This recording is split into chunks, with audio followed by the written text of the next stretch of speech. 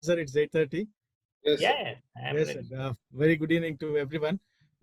I welcome all the members of KCSI for our first guest lecture by Dr. S Rajan, sir, on the thesis made simple for postgraduates and the guides.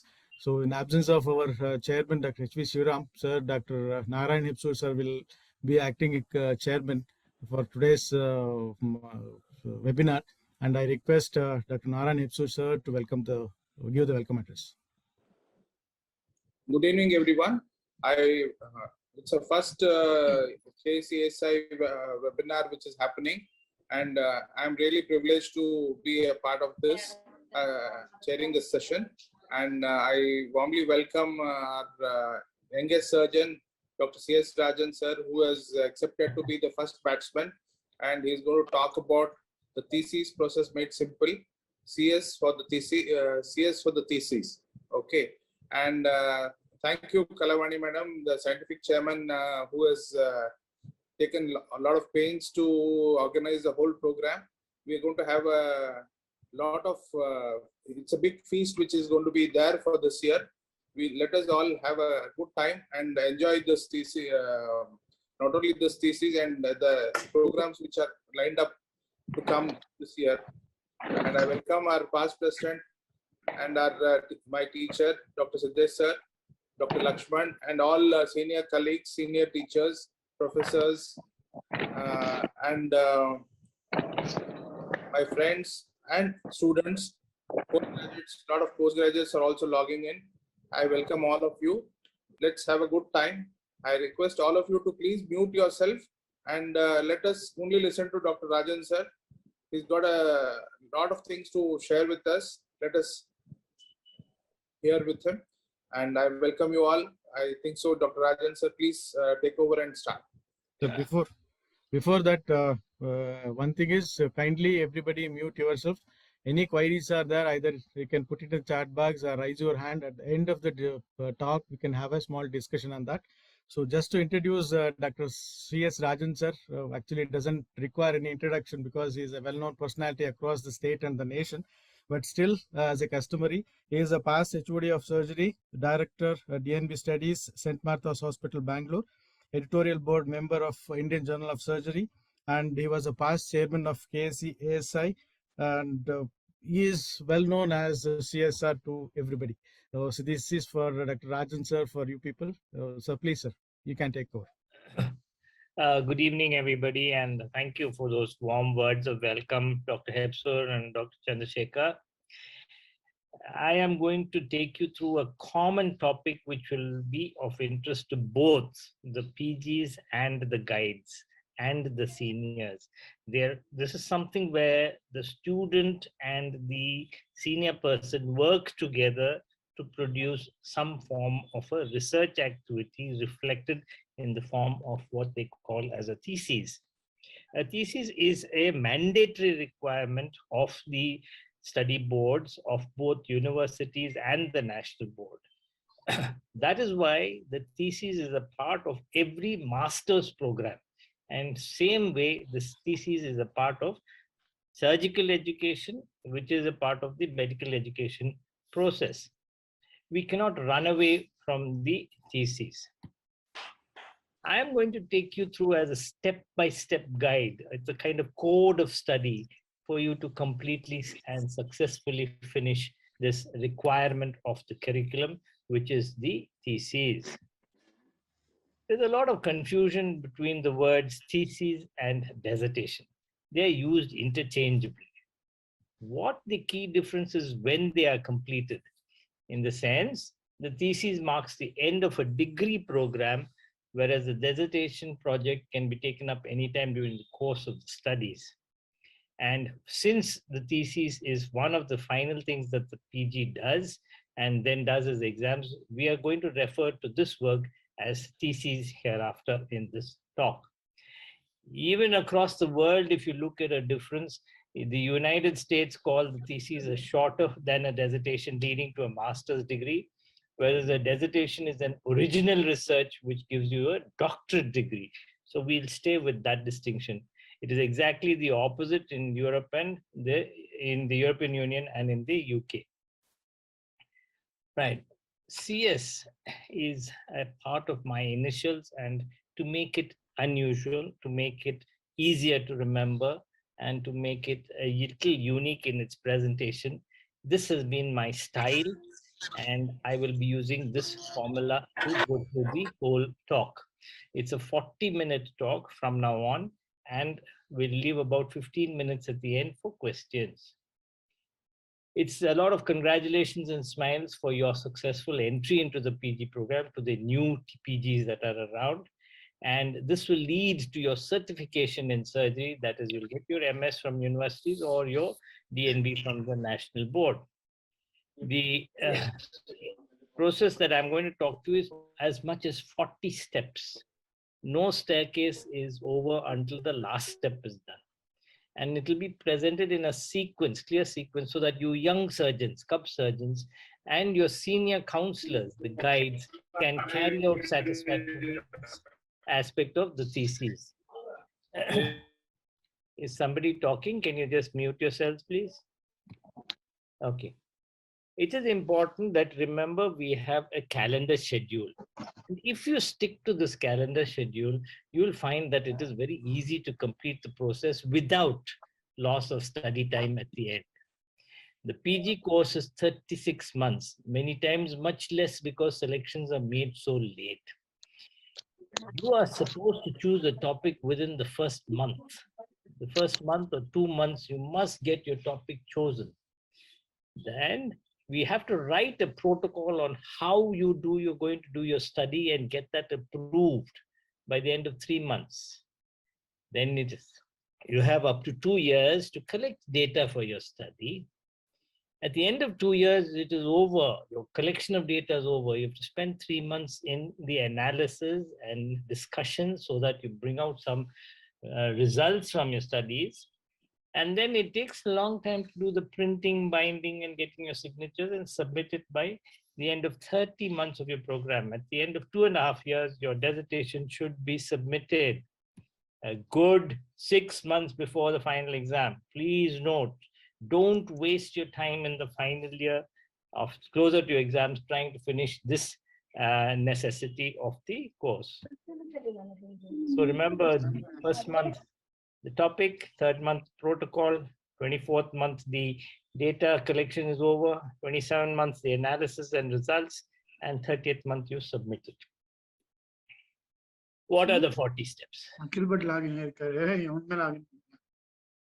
It is important that you consult your senior. As soon as you join a course, you will be assigned a particular unit, and generally the unit chief or the senior surgeons in that unit become your guide. Begin early. Remember very clearly, the good beginning, well begun is half done. If you start well and start early, you get a good start, you'll be all right. Meet that professor, meet that mentor or guide, and seek his advice. You are subject. You have to get the guide, the topic to be started. As also, I request guides to welcome these new people with open arms and do not make them feel nervous and worried. Encourage them to come close to you and discuss the next set of steps for the dissertation. You have to choose a topic, and this is based on avoiding recently done topics and on the suggestion advice of the guide. A good idea is to go to the library and check out the submitted dissertations of the last 5 years. And you can avoid those topics and look around for previous 5 to 15 years dissertation submitted. You can pick up topics which you can vary, update, and use a slightly different aspect of that subject to be your topic of dissertation. Once you have decided roughly what you're going to do, you need to do a survey of the literature. That means you should look at the similar topics in the Indian studies and of the international studies so that you can use them as reference points. And while you're reading that, you should look for some idea or lacunae or gap that will help you to get an idea. Let me study this particular topic. For example, we take urinary tract infection in prostate patients with enlarged prostate. Now, if you want to see the incidence, it is all, everybody knows it's a common studied thing. But you may say that the incidence of prostate, of urinary tract infections in uncatheterized patients, patients who have not had a catheter, and see whether they already get an infection related to the prostate or not. So like that, you narrow down a topic which has already been studied, but to be of specificity to your study.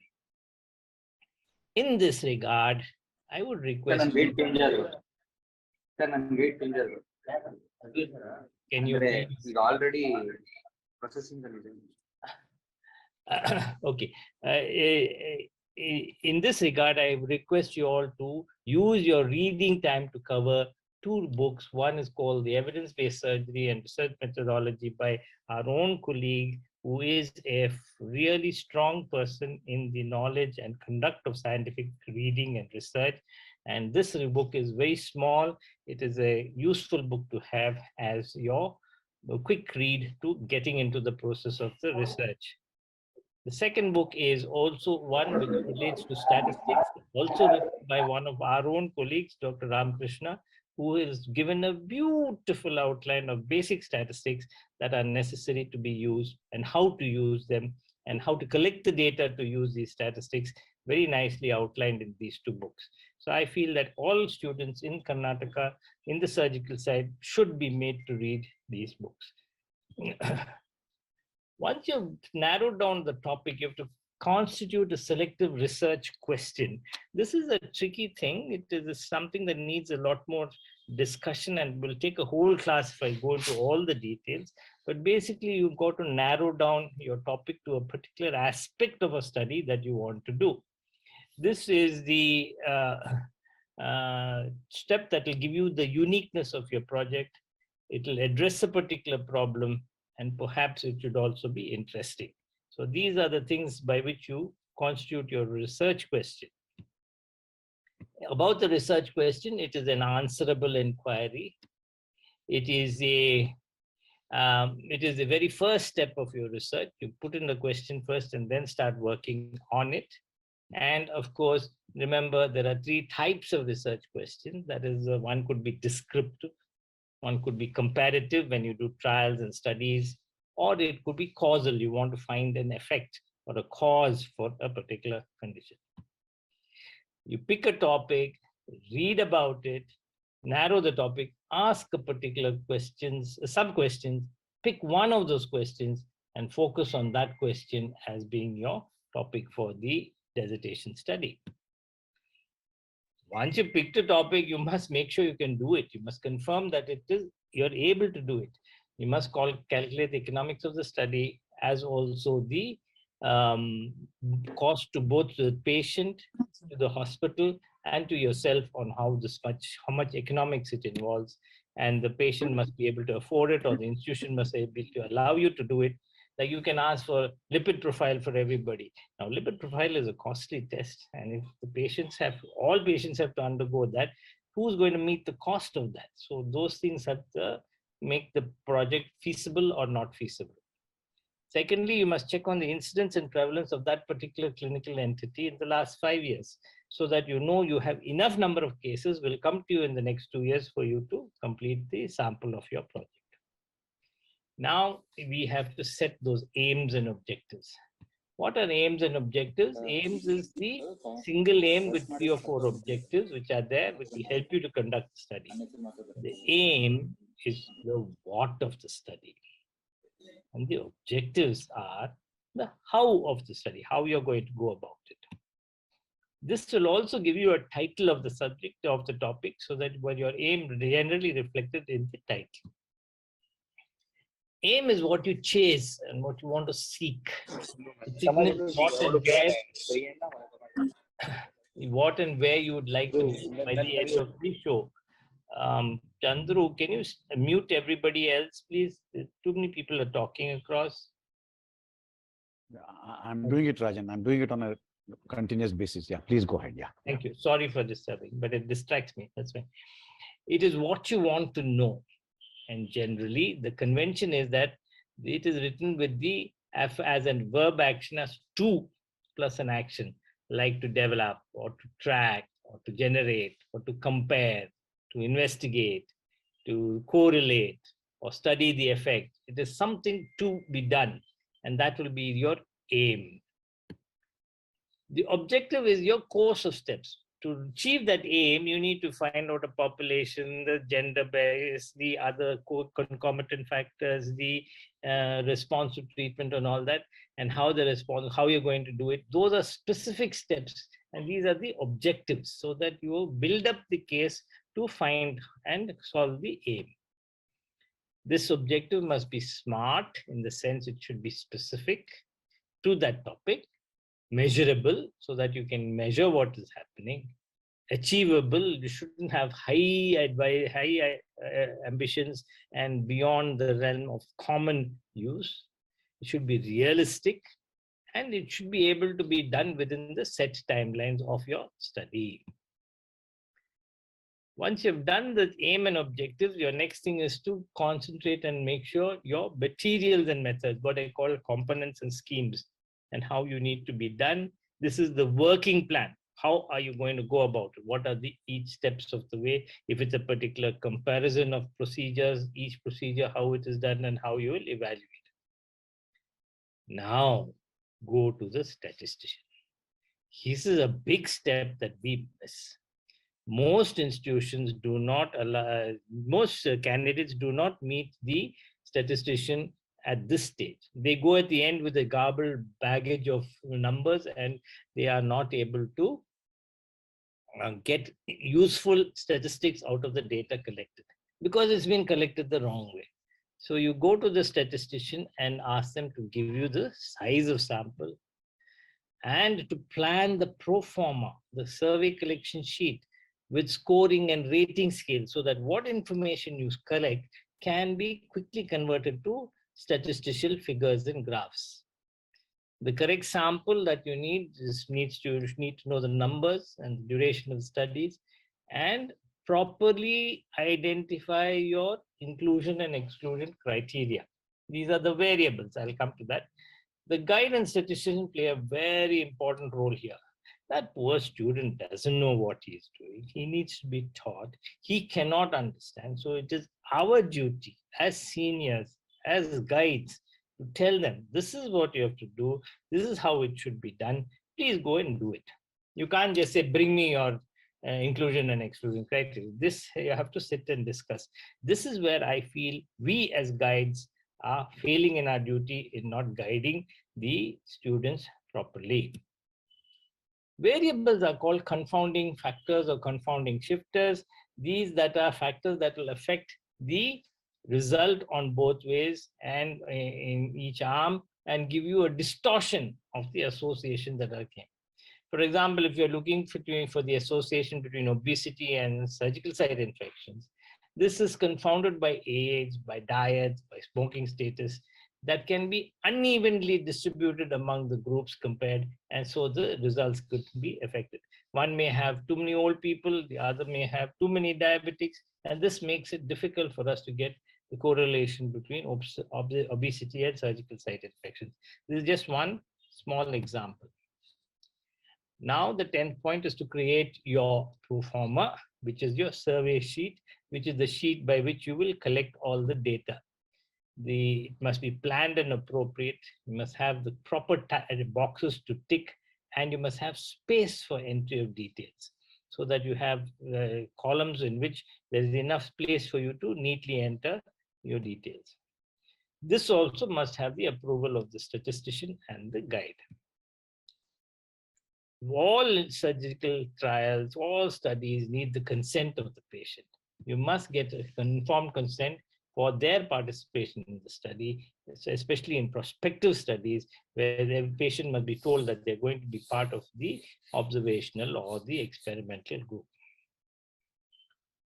Sometimes you may have to have commercial sponsorship. I was involved once when we were doing a check on lightweight meshes versus standard polypropylene meshes. So we had to inform and get the acceptance of the source of funding, and of course, deal with the conflicts of interest that could have arisen as a result of these sponsorships. So these must be known and declared at this stage.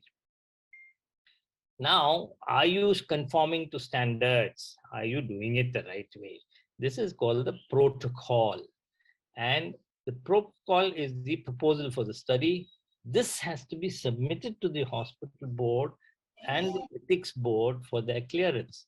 Many hospitals have an academic board, and these academic boards also help in giving clarity to what the student has put together. The hospital ethics board will give the ethics clearance for any study. These are two things. Remember, all this is to be happening within the first 3 months, maybe 4 months. So the first 3 months is where most people don't do any work and then find that they are lagging behind in their thesis work. So make sure that all this happens in the first 3 months itself. A recommendation that I feel is necessary, I discussed with my colleagues yesterday also, that it is sometimes necessary to register this dissertation with the Clinical Trials Registry of India. And this Clinical Trial Registry of India is the necessity if you want to publish the results of these studies. If you want to go into scientific literature and publish these results that you're studying, it is much better that these trials are registered with the, are entered into the registry of these trials. This is the website at which these registrations can be done. Now we've started collecting data. This is the bugbear. This is where you have to do it. This is where the study actually starts. You need to do it slowly, and as the numbers progress, you will learn to collect more easily. So you need to collect stuff, collect the data. You must record and keep it carefully and serially. Into that pro forma, your case number, your details, all those things to go in. And as things happen, you have to take pictures and photographs. And these also must be taken and confidentially maintained and kept aside. At the end of the thesis time, when you're writing and you find you don't have the picture of that patient or this patient, it's difficult to get it back. Today, with the advent of electronic media and your cell phones, it's very easy to record data, but it's also equally easy to lose the confidentiality. You must retain the confidentiality when you're doing such things. Committed striving means effort. When you run a marathon, you can't run fast and then slow down. You have to keep at it, the effort, committed. You must be committed to it. You must make sure that the whole thing is done in a regular basis. Then it becomes very easy to do. Believe me, it is easy if you're regular.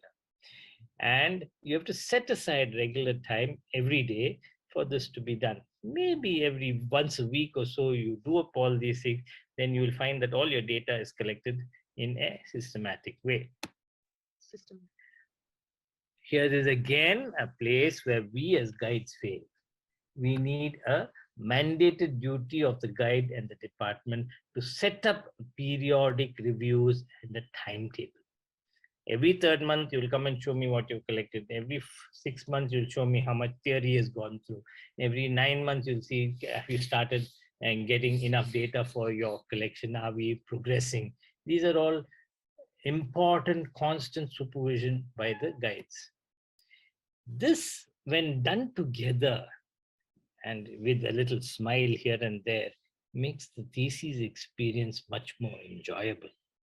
This is where we will encourage students to get into that research format, research frame of mind.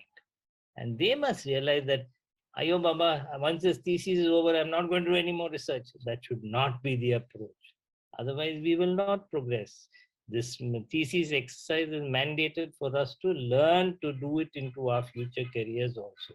And if we have a good relationship between the guide and the student, this happens. This is carried forward for a long time. Since you're studying a particular topic, you need to read everything about the topic. It is your topic of interest, so you need to read it, go through all the concerned and relevant literature. It's only when you know all the literature about it, you will be able to make inferences from your study. So that is why it is important to know depth in that particular aspect of your study. Start writing your part 1, commence scripting, write it in your own language, make sure that when you write first part especially, you're taking information from people and sources. You have to make sure you have an idea of the ownership of the information so that you must reference it properly. You must have the implications of copyright. You can't just copy and put pictures. And you must also know the cost of information. You may have to pay for some of these things on the net. These are very, very important aspects.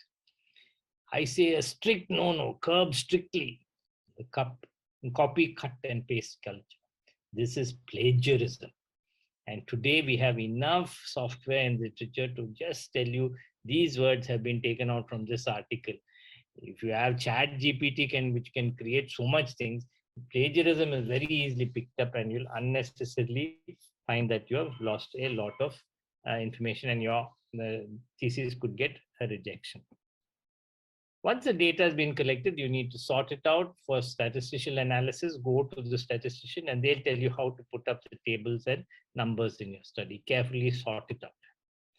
Now you use copious use of statistics. Break down the data and put it into nice pictures. You must have a standard statistical pack that will help you in your analysis. And this will form the basis of your thesis undertaking that will give you an idea of how to do the statistics.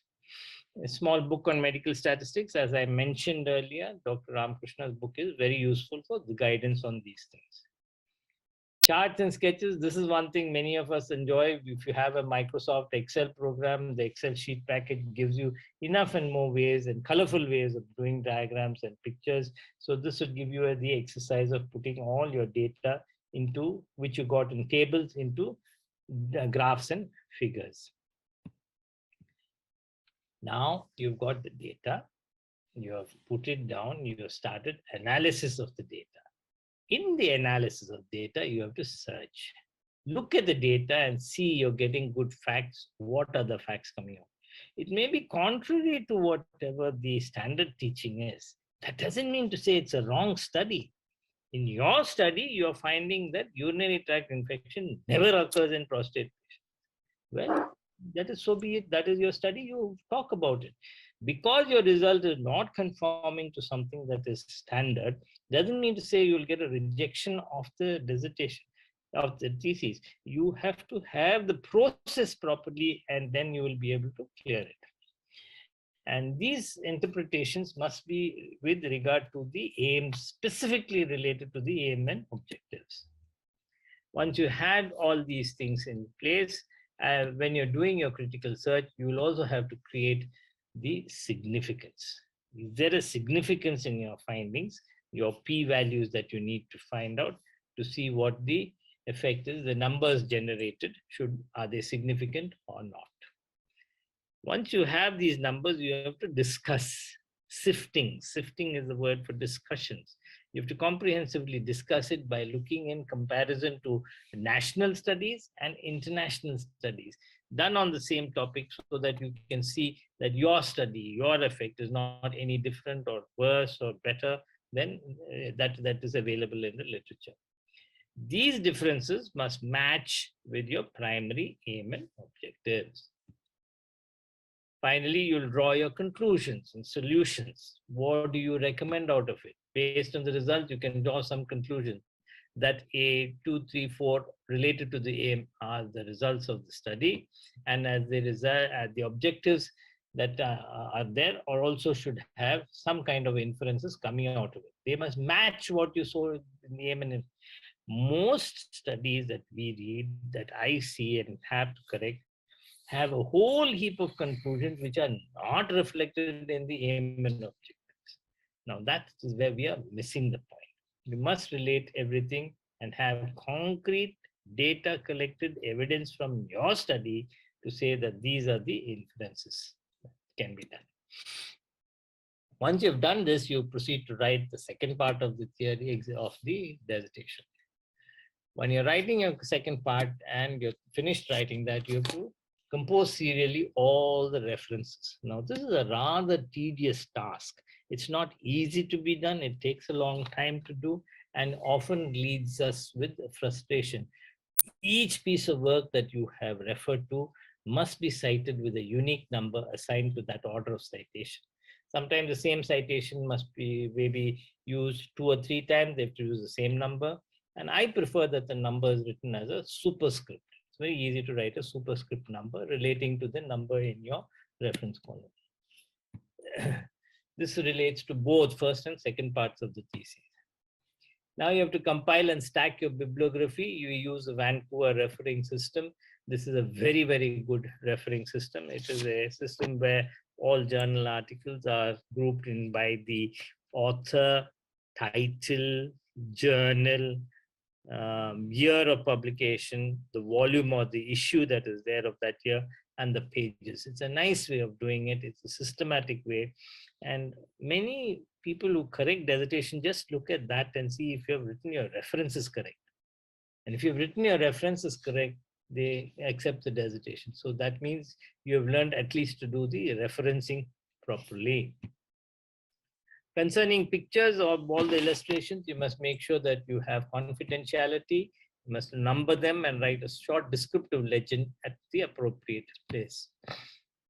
As I said, confidentiality is very important, especially in pictures. You need to have eyes and face identifications covered. If you're exposing genital or sexual, sex-related parts of the body, primary or secondary sexual characteristics, they also need to be covered. Constraints and strictures. Once you've done your study, your statistician and guide will tell you, listen, your study is no good because there are some limitations. Your population is not big enough. Your duration study is not big enough. You use too many obese people in the study. So these are all limitations of the study, and that is why you will find out what limitations are, and they add relevance to whatever you're going to say. By the limitations that I had, this is the result that I get. Now comes some reverse things, in the sense, at the end of all this, you have to write a synopsis, an abstract. An abstract is written with the relevant findings of the study. And it is a key purpose to attract the attention of people. You must put pack enough information in that brief 200 to 300 word statement that will make the fellow say, okay, this is something new he's talking about. Let me see what is inside. You must make sure that it is very, very grabbing on the reading person.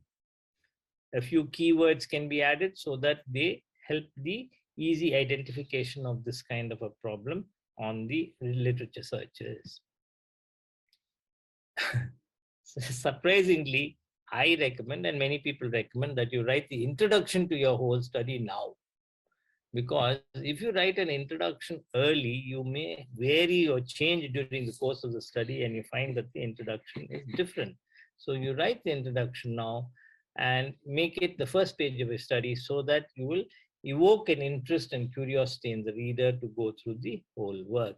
So when you've seen and had an idea of what was happening, then you go back and reverse engineer kind of thing and write your introduction to get the proper impact that it's supposed to have. Corrections and scrutiny by the guide.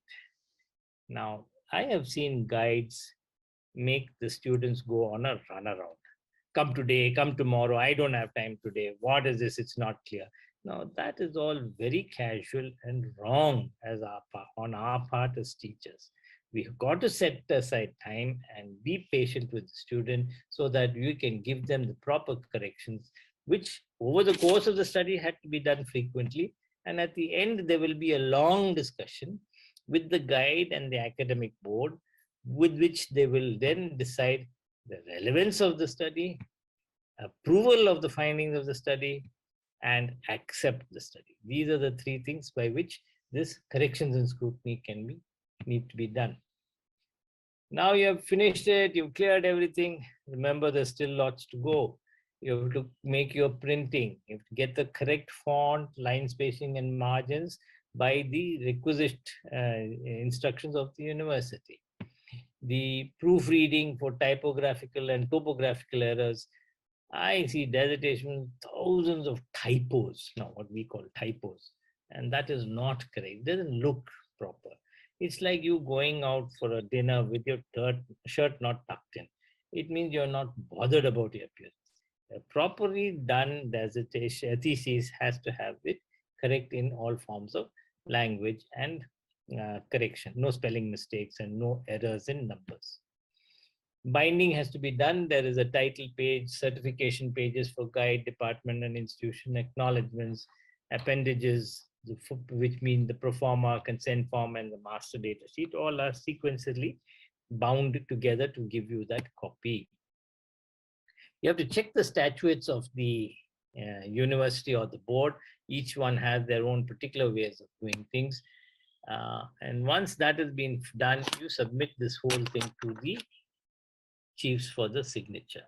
The department chief, the guide signature, and the institution head. And at the end of it, one of the most happy things that you get is a sense of satisfaction that this thing you've done and you're proud to hold it. I still hold my the thesis done in Bowring Hospital in 1978 to 81 for my MSPG, and it was a typewritten one on benign prostatic hypertrophy. It is still a source of pride for me, so that I look at it and say, wow, in those days without Xerox, how did we manage all this? But I'm still happy that it went through. So you get a sense of satisfaction.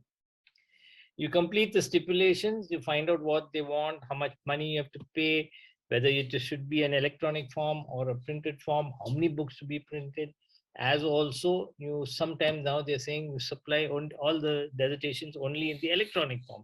So you need to know exactly what is to be required of your particular university and the board so that you submit.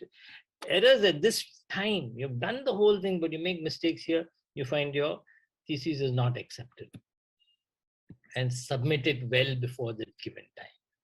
Retain speed tracking numbers when we were posting it, that's what was important. So till you get the acceptance of the theory. And avoid this final rush towards the deadline. Don't do it in the last minute. Do it slowly so that it has a good way of being a success. Common errors is that you leave it too late, you lack preliminary background study, you're scared to ask for help, you plagiarize, that's very common nowadays. It is too long and there's no proofreading. You're making a lot of small errors, which make your problem, sure problem. The cardinal sin, the biggest wrong that you do is that using the last 6 months of your course to study time. Pay careful attention. Your success is related to the research design. Keep it simple. Have flexible and well-developed methods. Approach should be slightly original or an alternative to an existing thing. Have enough material to get conclusive results and have an unbiased opinion. One little point is that remember, the reviewers need not be of your subject. You could be a neurosurgeon evaluating a hernia topic. They look at it and how you have constructed the thesis and see what you can give as a health impact. So in your significance and in your conclusions, always emphasize the health significance of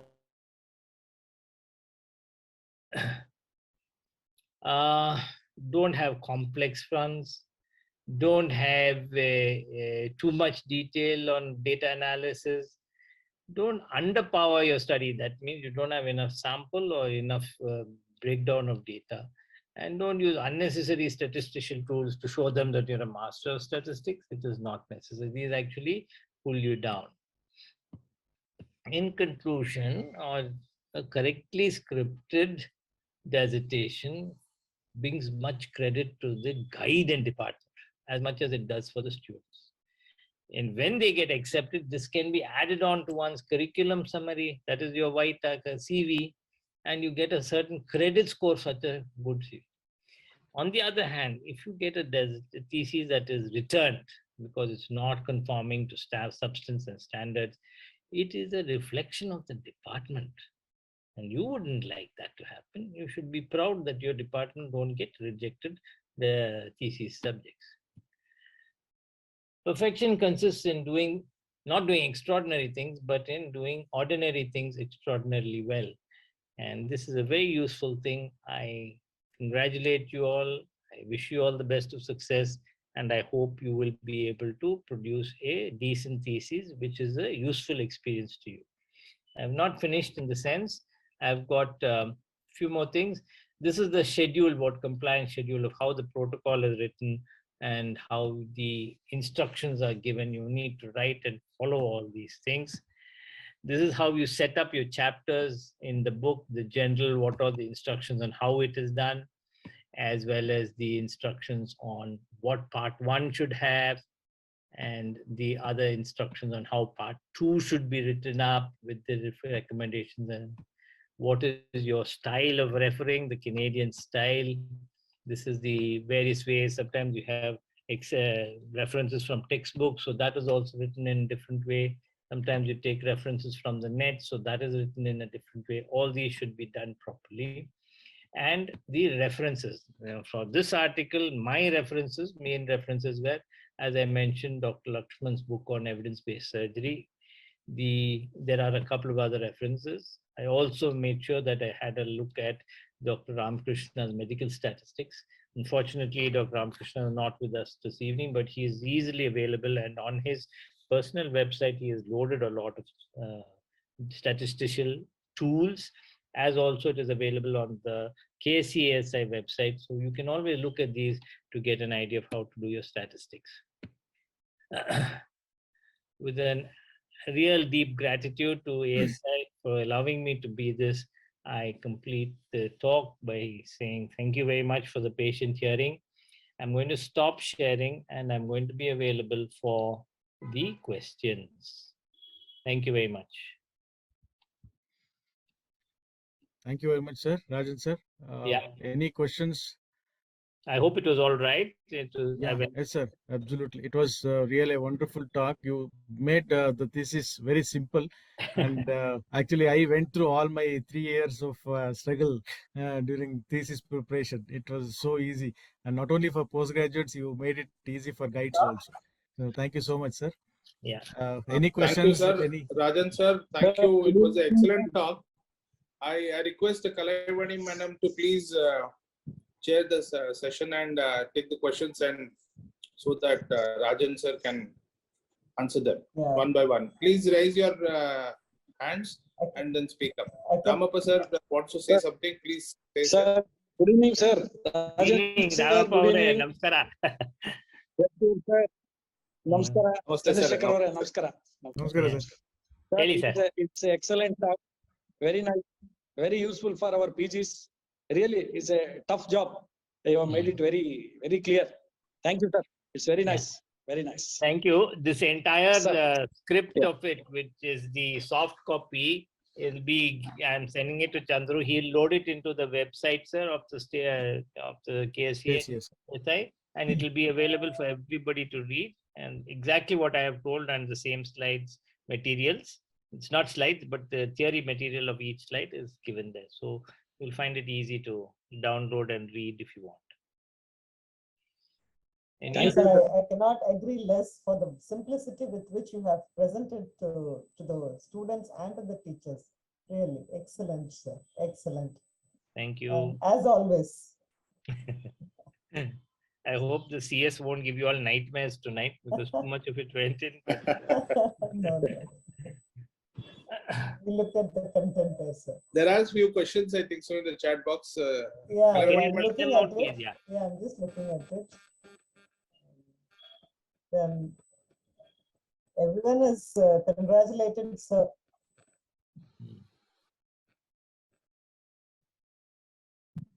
So probably if you could just give a few points of how to write the aims and objectives little more clearly, because that's where I feel the students really find it difficult to, to frame the objectives. Yeah. How many objectives and how should it go about?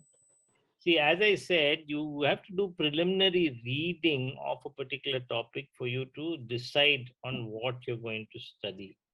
And when you decide what the topic you're going to study, you start narrowing down by asking questions to yourself. Is it important? Will this give me information? Will this allow me to find out something new? It is a kind of a self-introspection on a topic. You select a topic and then you have to break it down to questions. And in those questions, you must choose one question which is going to be your selective research question, which will be your aim. Aim is always a single one. Maybe sometimes you can have two aims, but the aim is to find out something, to compare lightweight versus standard polypropylene mesh in inguinal hernia surgery. So that is a trial, a prospective study. So that is where it is. And the other thing is, to achieve that, you need 3 or 4 objectives, nothing more. The more objectives you may get into it, the more complicated and difficult you get. So keep 3 or 4 objectives about how you reach it. The study population, the objectives is to assess the usefulness of the surgical technique, to see the post-operative complications related to this. Like that, you have 3 or 4 objectives so that it helps you to achieve the final comparison.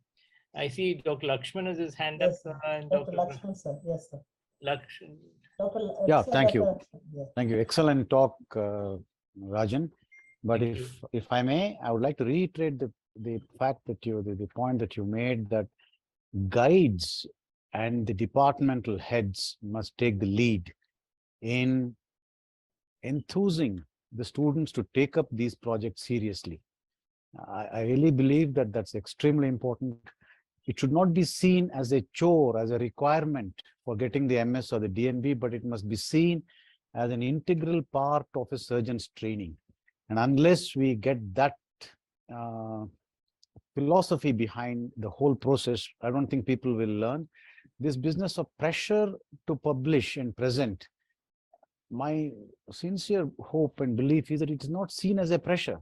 You know, it's like learning to be a surgeon, and just like you don't consider operating and doing an operation as a pressure. So doing a research project or doing doing a study should not be seen as a pressure.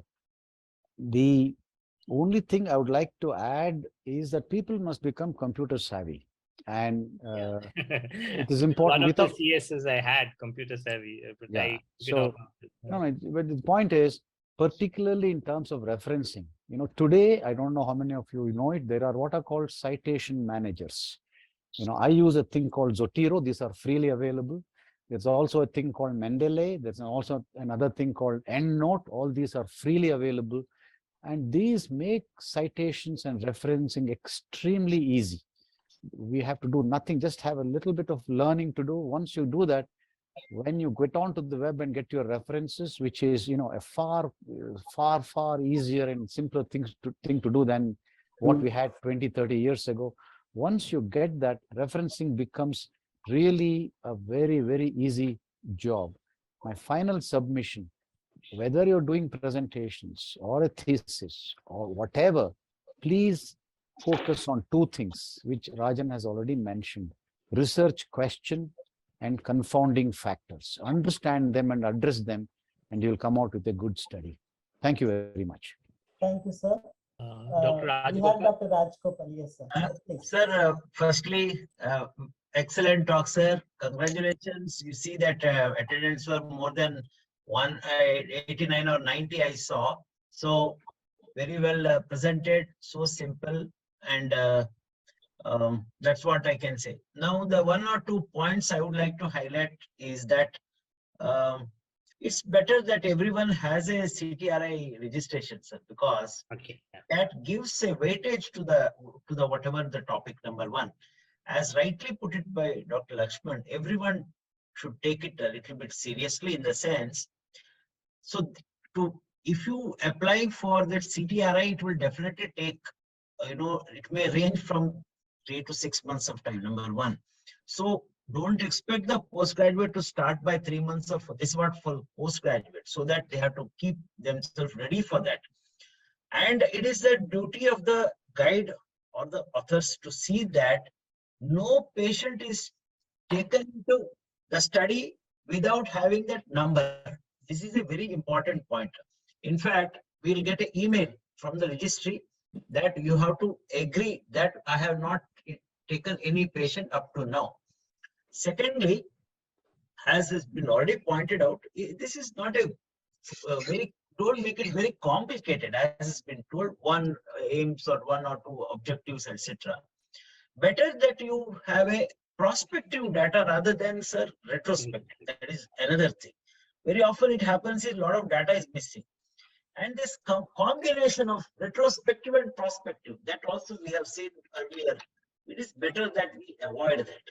So lastly, there are many things, but to meet the guide frequently, in the sense, a department or wherever it is, have one presentation, invite comments, modify it, meet the statistician. That's what they do in our thing. At the end of 1 year, at least before they go to specialities, that's the time we, in our institute, we say we tend to get lost, like we'll put it that way. Anyway, some kind of idea that what they have done, what is that they have written, interim presentations, and then before they go to final, before at least 2 or 3 presentations, including the. I fully agree that guys should take part, but at the same time, all PGs, number is more. And invariably, what happens is, sir, submission is 4 days pending, 6 months. You send a full thesis just 3 days before, 2 days before, expecting that, always log on to that. See, these are the things, taking note and seriousness also should be there among the postgraduates. There are some of the comments, sir. Sir, very well done, sir. Very useful topics. Thanks. Thank you. Thank you, sir. May I now ask Dr. Srinivas Pai has raised his hand. Dr. Good evening, Srinivas everyone. Pai, Hi, Doc. Yeah, good evening to all. Your audio is Excellent not okay, Dr. Pai. presentation as expected. That's why I listened in. I have not. Is it okay now? No, it's Hello. bad. Not yet. Yeah? No. Please, Yeah, now, please. Yeah, better.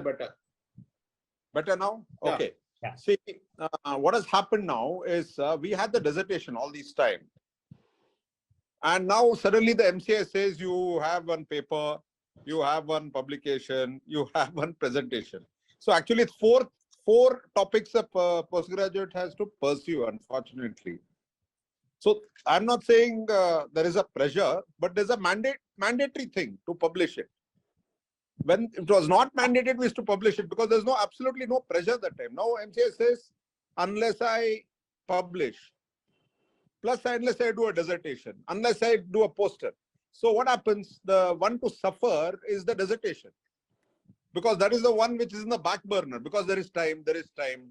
But to publish, there is no time. The journal has to accept.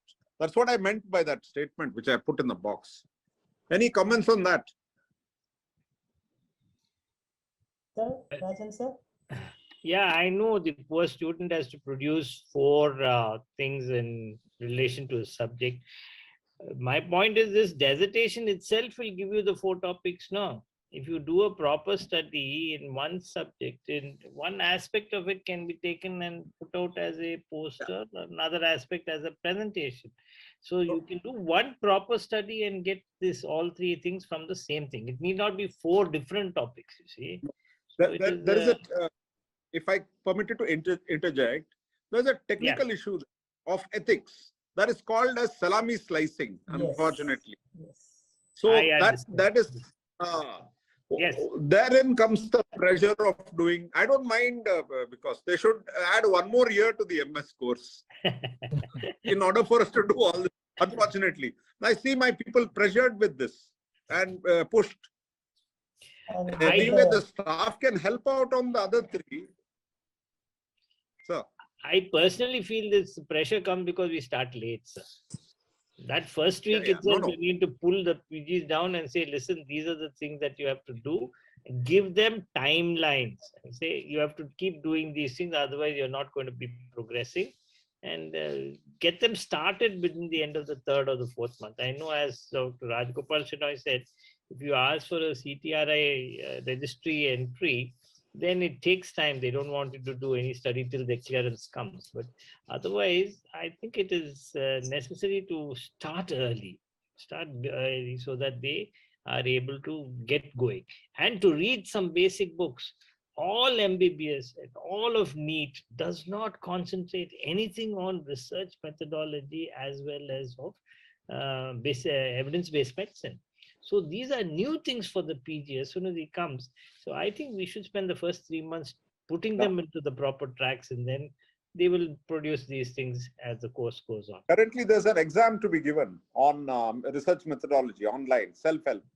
There are 20 or 23 odd videos, very informative, conducted by the ICMR. It's easy to give that exam. It's easy, very, very basic. You just take the notes from that. You'll understand biostatistics, what we require. Totally agree. Yeah. We have Dr. Guru Shantappa, sir. Sir, Rajan sir, good evening, sir. Good evening, sir. Nice to see Sir, you. sir, it was so simple, and you made it so informative. Definitely, at least many of us as a PG teachers, we could get a lot of information and benefits. Just to add a few things, sir. Yeah, sure. Like you mentioned, just for Dr. Pai's question, whenever the postgraduate prepares, probably at the end of his complete preparation of dissertation, we can, if you grow into the depth of his whatever he has evaluated, probably will be able to produce at least 2 publications out of that main dissertation. Yes. So that's what even I insist for my postgraduates to take out few of them, and you can have individual objectives. He will be having 1 or 2 objectives. Yeah. Probably he has studied in the bargain another 2-3 entities. So make those objectives, and you can have a publications along with the dissertation. And remaining, you mentioned, sir, aptly, like involvement of your classified, probably not in a flow chart, role of the postgraduate in different the postgraduate lifestyle, and the role of the guide, which is really important. I don't know, you have put it very smoothly and very nicely, like Dr. Rajan with a good smile. Definitely, I feel that is very important. That's very important, sir. That's really important, maybe more than the remaining aspects. Probably all of us will contribute to our best of our knowledge. It is really nice, and happy to be with this the team, sir. Thank you, sir. Thank you so much. Thank you for your comments. We have Dr. Siddesh, the ASI past president. Sir, Dr. Siddesh. Yeah, good evening again. I think I should congratulate 2 individuals here. One is, of course, the speaker for the day. He has done an excellent job. I think it was not a surprise, knowing by the caliber and is what we anticipate. And that is evident by the number of attendees as well.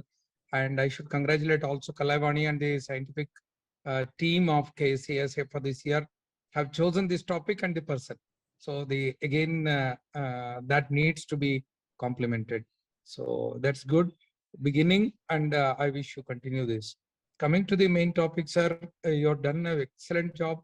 I only take, it cannot cover all the aspects, I'm sure, because of the time constraint, but you have done a good job to just give an exposure. So we need to have a continued dialogue, and we need to be available for postgraduates if are required.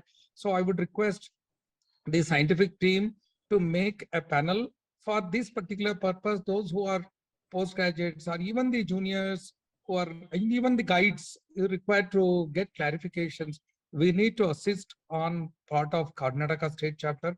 Let us have an open mind to accept this, and we have experts like Rajan sir, Lakshman, and we have statistics. Any doubt, we also can chip in with Dr. Ramakrishna's comments. So we can always form a panel which you can be available on a particular time in a day, or we can respond independently as well. So this is my suggestion. Now, there have been a lot of suggestions by others who have come in, fantastic suggestions. But I felt one thing, what is the problem, what every department is facing right now is the dilution by numbers. You can understand, we have some postgrad departments have 20 admissions, 22 admissions per year.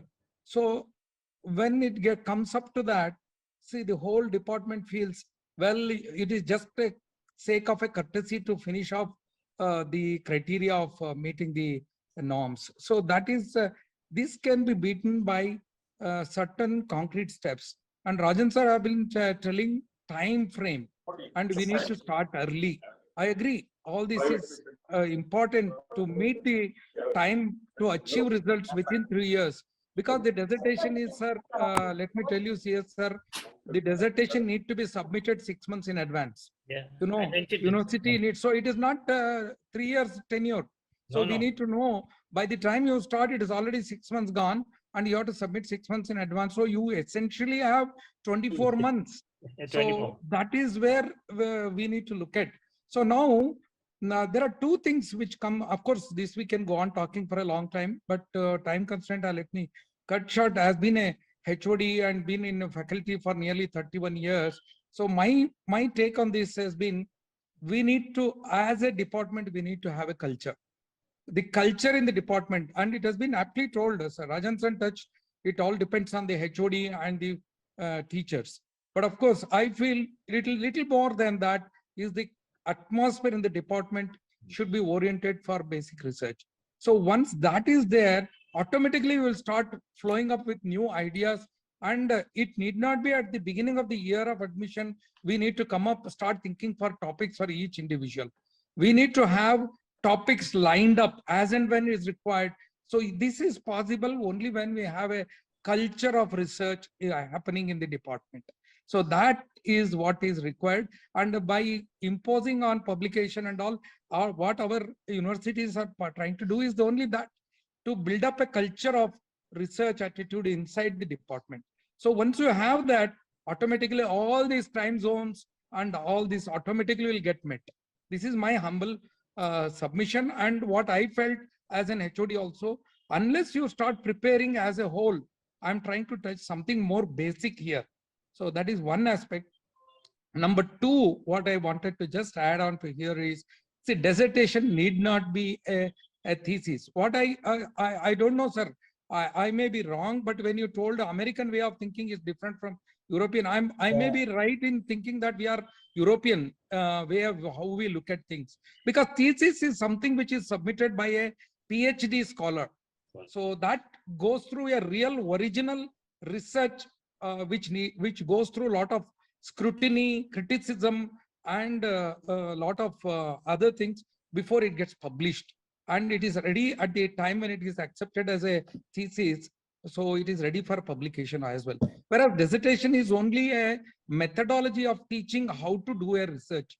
So that is what I look at it. So it need not be really an elaborate topic.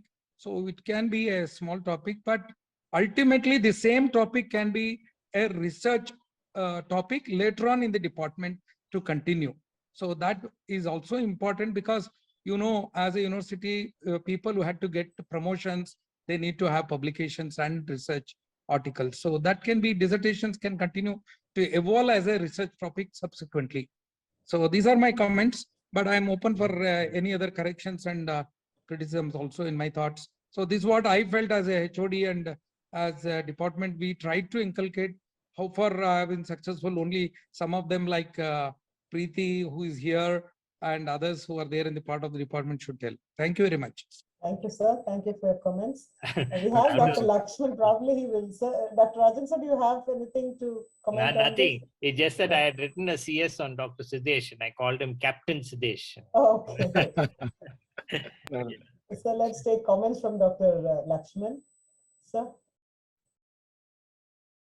Sir, unmute. So please unmute, sir. Yeah, thank you for accommodating me. Just to address the very, very important and significant points raised by Srinivas Pai.